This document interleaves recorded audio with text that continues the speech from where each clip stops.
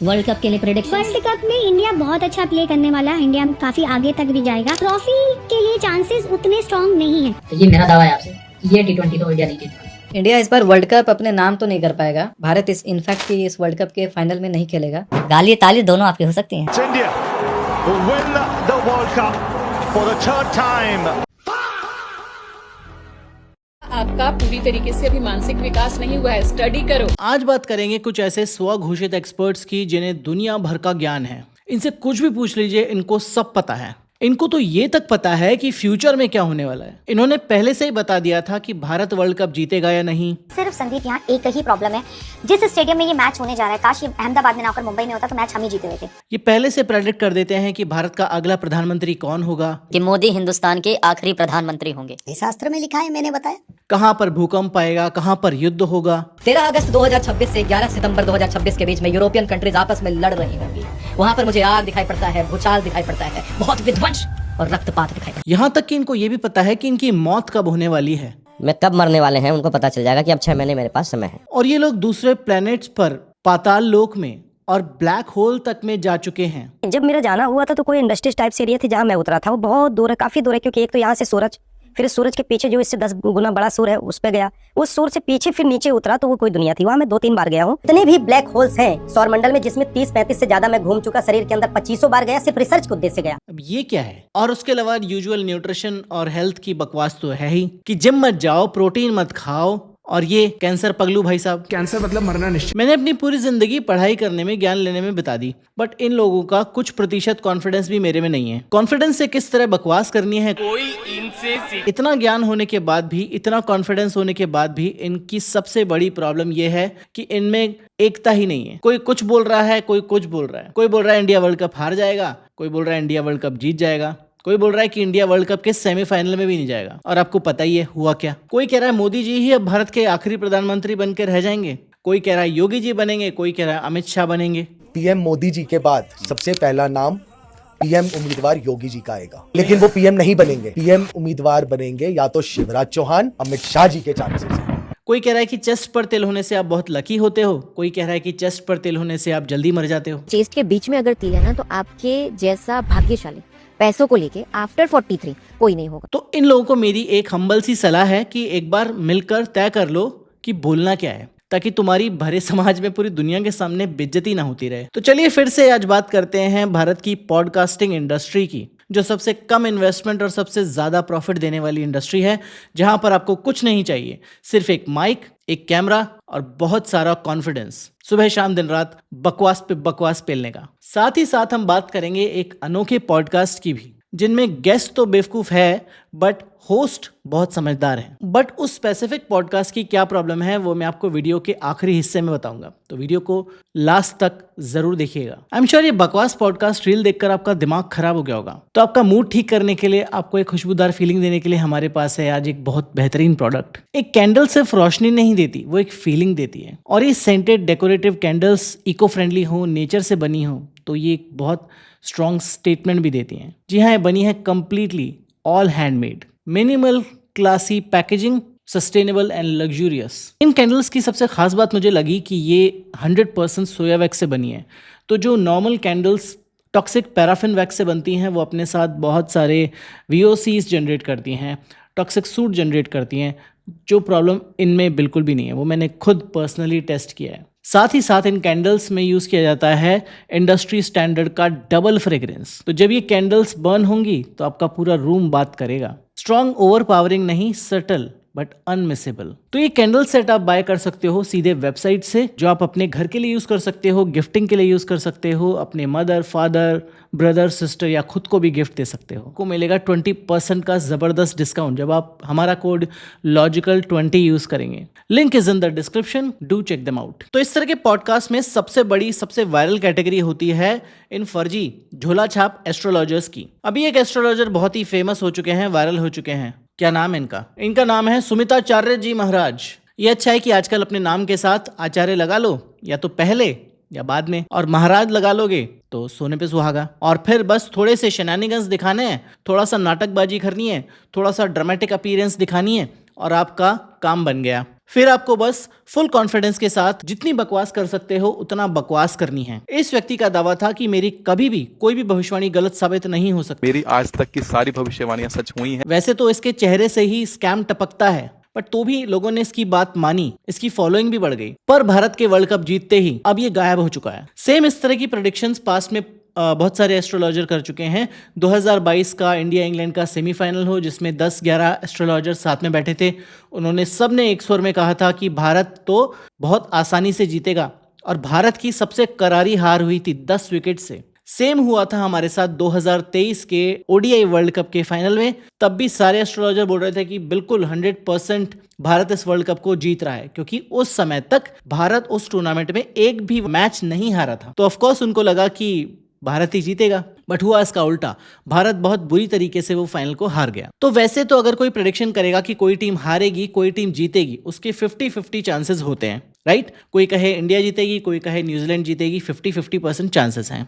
But time and time again अगर आप इनकी प्रेडिक्शन देखोगे तो इनकी प्रेडिक्शन 50% भी सही नहीं है। जो रैंडम चांस के हिसाब से हम बोल सकते हैं, प्रोबेबिलिटी के हिसाब से 50% भी सही नहीं है। अब आप ही तय कीजिए कि कितनी जाहिलाना इनकी प्रेडिक्शंस हैं। खैर, इस पर हम ऑलरेडी डिटेल में बात कर चुके हैं हमारे 2 साल पहले वाले एक एस्ट्रोलॉजी वाले वीडियो में, और अभी भी रिसेंटली हमारे जो दूसरे चैनल पर हम बात कर चुके हैं कि हाउ दीज प्रेडिक्शंस वर्क। बस ये फेमस होने के लिए बोल देते हैं कि हाँ एक टीम जीतेगी एक टीम हारेगी, और वो ज़्यादा कंट्रोवर्शियल स्टेटमेंट देते हैं क्योंकि उससे उनके वायरल होने की संभावना ज़्यादा बढ़ जाती है। क्योंकि सीधी सीधी बात कहेंगे तो कोई सुनता नहीं है, राइट? सीधी सीधी बात किसी को पसंद नहीं आती है। वायरल चीज़ें, अतरंगी चीज़ें, कोई ऐसे अलग से ड्रामेटिक एंट्री करेगा वो हमें बहुत ज़्यादा पसंद आती है। ऐसे ही भारत की पॉलिटिक्स के बारे में प्रेडिक्शन की जाती हैं कि अगला पीएम कौन बनेगा। भले ही पॉलिटिकल पार्टीज को नहीं पता हो कि अगला चुनाव कौन जीतेगा, इनको पहले से पता है। तभी ये कह रहे हैं कि या तो मोदी साहब ही प्रधानमंत्री बनेंगे अगले अब हमेशा के लिए, या योगी जी प्रधानमंत्री बनेंगे, या अमित शाह जी प्रधानमंत्री बनेंगे, और किसी का ये नाम ही नहीं ले रहे। जबकि हो सकता है कोई अलग से इंसान निकल कर आ जाए या दूसरी कोई पार्टी चुनाव जीत जाए, पॉसिबल है, राइट? साथ ही साथ ये यूएस इजराइल की जो ईरान के साथ अभी कॉन्फ्लिक्ट चल रही है उसका भी पहले से प्रेडिक्शन करने का दावा करते हैं, जबकि इसमें भी कोई बहुत बड़ी बात नहीं है। हमने इस पर ऑलरेडी एक वीडियो बनाया था कि 2025 में ही यूएस और ईरान के जो संबंध थे बहुत ज़्यादा खराब हो चुके थे, और एक फुल ब्लोन वॉर का सीधे सीधे ऑलरेडी सभी लोग सोच रहे थे कि ऐसा होने वाला है।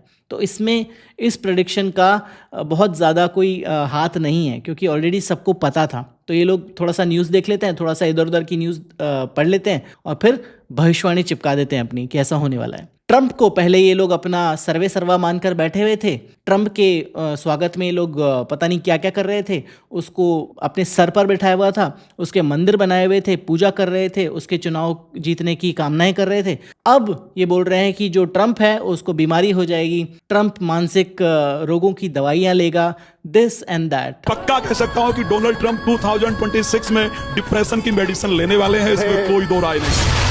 जो कार्ड, ये कार्ड सिकनेस दिखाता है, उनकी फिजिकल हेल्थ बहुत ज्यादा सफर कर सकती है। डोनाल्ड ट्रंप के लिए ये जो टाइम है ये बहुत डाउनग्रेडिंग साइड है, और उनके अपने बंदे ही उनके अगेंस्ट खड़े हो जाएंगे, बैक स्टैबिंग बहुत ज्यादा बढ़ेगी। नेक्स्ट आते हैं पॉडकास्ट की दुनिया में इस तरह के अतरंगी लोग जो अगर सड़क पर इस तरह की बातें करते हुए दिख जाएं, जिस तरह की बातें वो पॉडकास्ट में करते हैं, तो लोग उन्हें दौड़ा दौड़ा कर मारेंगे। देख लीजिए भाई साहब क्या बोल रहे हैं। आपने बताया कि एक और है ग्रह है जहाँ पर इंसान रहते हैं।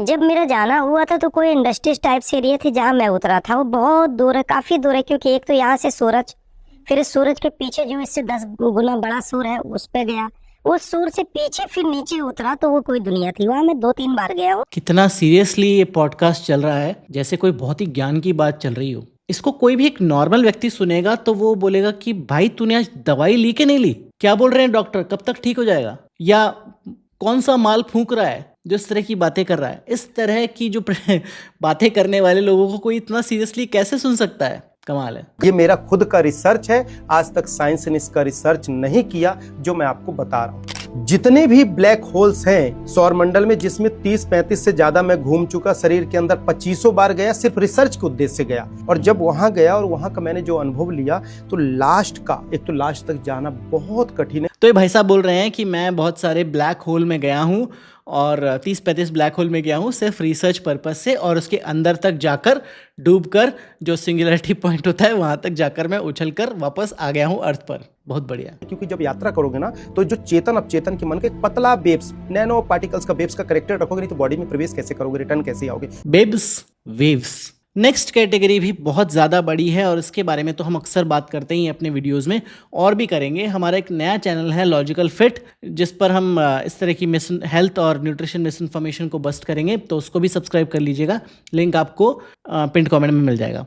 बट यहाँ पर कुछ एक सैम्पल मैंने निकाल कर रखे हैं जिसको आपको मैं ज़रूर दिखाना चाहूँगा। पहले तो ये भाई साहब है जिनकी बात हमने एक पूरे डिटेल वीडियो में करी थी और बोला था कि इनके बारे में फिर से कभी बात नहीं करेंगे, बट इनकी एक बहुत ही वाहियात सी चीज़ मिली है तो उस पर बात करना ज़रूरी है। जो भी लोग जिम जा रहे हैं, जिम की जो भी एक्सरसाइज है, आप तो जिमर हैं, आपको पता हो, जिमर एक्सरसाइज कोई भी स्ट्रेच नहीं करवाते, सब दबाती हैं आपको।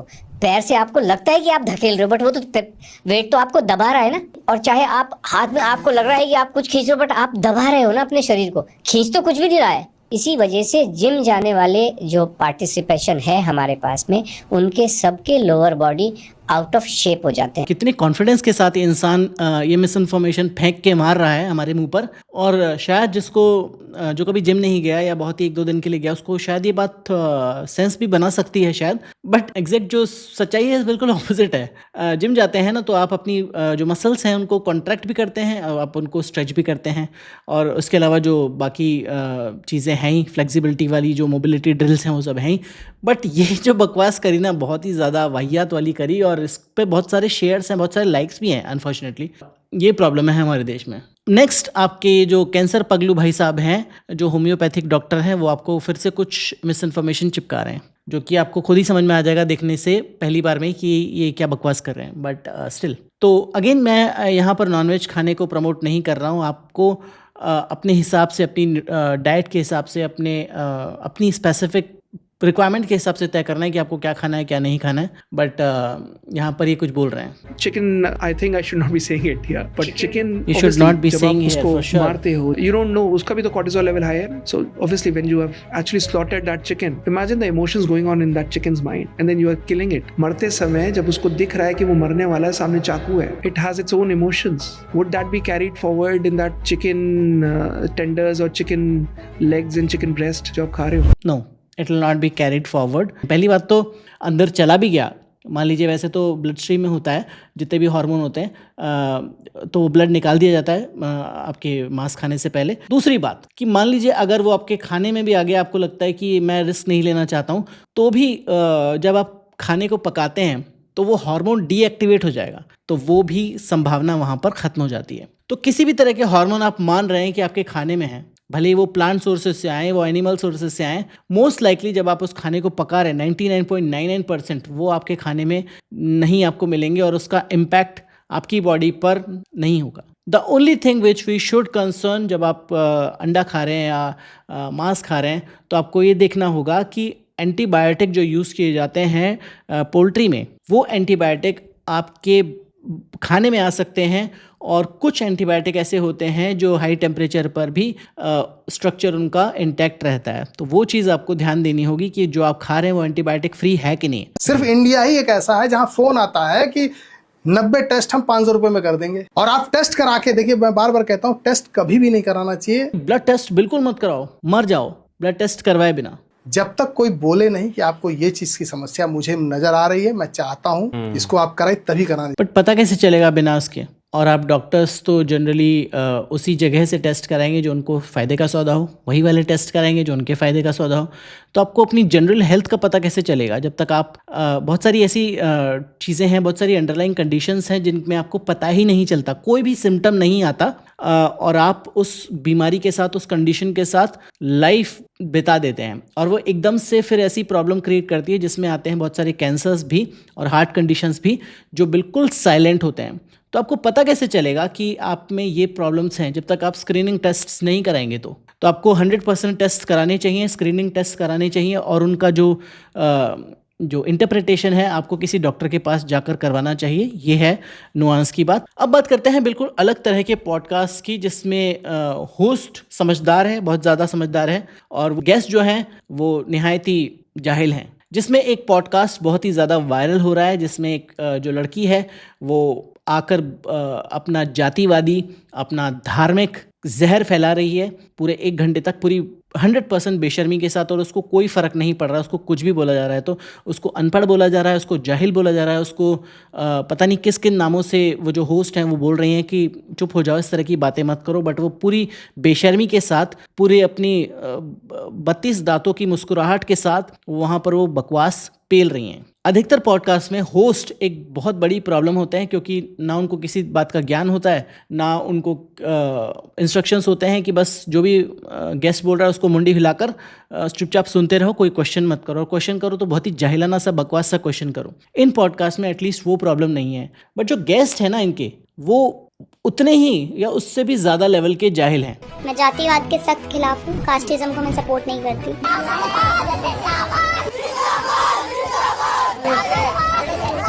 जो ये सो कॉल्ड इन्फ्लुएंसर लड़की है जो ब्राह्मणवादी नारे लगा रही थी, जो खुद भी ब्राह्मण नहीं है, मुझे बाद में पता चला, बट रिगार्डलेस, ब्राह्मण हो चाहे नहीं हो, वो जातिवाद का जहर फैला रही है, वो हिंदू मुस्लिम का जहर फैला रही है, और पूरे बेशर्मी के साथ अपना पॉलिटिकल माइलेज लेने की कोशिश कर रही है एक पॉडकास्ट से, क्योंकि ये पॉडकास्ट वायरल हो चुका है, 1 मिलियन से ज़्यादा व्यूज़ आ चुके हैं।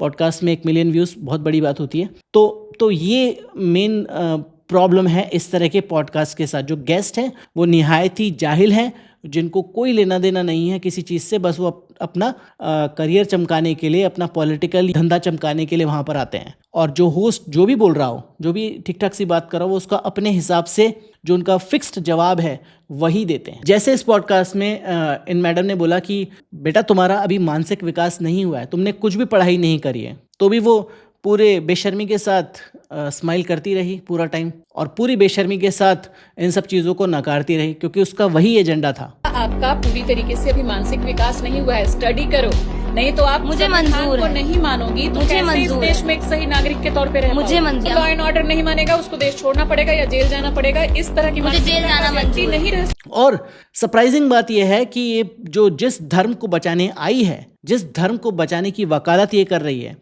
उस धर्म का इसने एक अक्षर भी नहीं पढ़ा है। मैं जब शास्त्र पढ़ सकती हूँ तो मैं शस्त्र भी उठा सकती हूँ। एक लाइन आप सुन लो, एक भी धर्मशास्त्र का नाम बताइए जिसमें आप जो बोल रही हो परिभाषा। वेद पुराण मैंने पढ़े नहीं है, जहाँ मैंने अपने पेरेंट्स से सुना है। आपने उपनिषद पढ़ी है? मैंने नहीं पढ़े। आपने मैं ये चीज पढ़ी है? नहीं पढ़े। एक भी नहीं पढ़े? नहीं पढ़े। आप मनुस्मृति का सपोर्ट करती हैं? आपने मनुस्मृति पढ़ा है? मैंने मनुस्मृति भी नहीं पढ़ा है, मैंने कुछ नहीं पढ़ा। You have to stop the Q-tip when there's resistance. बस ये सनातन धर्म बोल बोलकर इसने पूरा जो पॉडकास्ट है उसमें बस अपना एक ही ढपली जो ब्रोकन रिकॉर्ड है वो बजाया है। बेशर्मी की भी सीमा होती है, और यही मेजर प्रॉब्लम मुझे लगी इस पॉडकास्ट के साथ भी, कि आप उन लोगों को एक तरह से अपने पॉडकास्ट पर मंच दे रहे हो जो लोग अपना पॉलिटिकल करियर या अपनी ज्योतिष की जो स्कैम की दुकान चमकाना चाह रहे हैं। धर्म के साथ आप चिपक कर दिखोगे ना तो आपका पॉलिटिकल करियर, आज की पॉलिटिकल जो हवा बह रही है उसमें आपका पॉलिटिकल करियर चल निकलेगा। इस तरह के बहुत सारे इन्फ्लुएंसर आपने देखे होंगे जो पहले कुछ और कर रहे थे, टिकटॉक बना रहे थे या कुछ और रील्स बना रहे थे, अब वो क्या है धर्म की बात करने लगे हैं, क्योंकि धर्म की जो वेव है ना उस पर आप चढ़ जाते हो ना तो आपका चमक जाता है करियर। आप कहीं ना कहीं से आपको छुटभैया नेता भी बना दिया जाएगा तो आप काफ़ी पैसा छाप लोगे टिकटॉक पर, इधर रील्स बनाकर तो क्या ही मिल जाएगा किसी को। पढ़ाई लिखाई तो वैसे भी नहीं की होती इन लोगों ने। तो ये था आज का वीडियो, होपफुली आपको पसंद आया होगा। इस तरह के पॉडकास्ट को अगर आप देख रहे हैं गलती से भी, या आपके घर में कोई देख रहा है तो उनको तुरंत बोल दीजिए कि मत देखिए। चैनल को सब्सक्राइब नहीं किया तो सब्सक्राइब जरूर कर लीजिएगा, वीडियो को लाइक कीजिएगा, शेयर कीजिएगा ज़्यादा से ज़्यादा लोगों तक। मिलूंगा इस तरह के और वीडियोज़ में, तब तक अपना ध्यान रखें एंड बी लॉजिकल।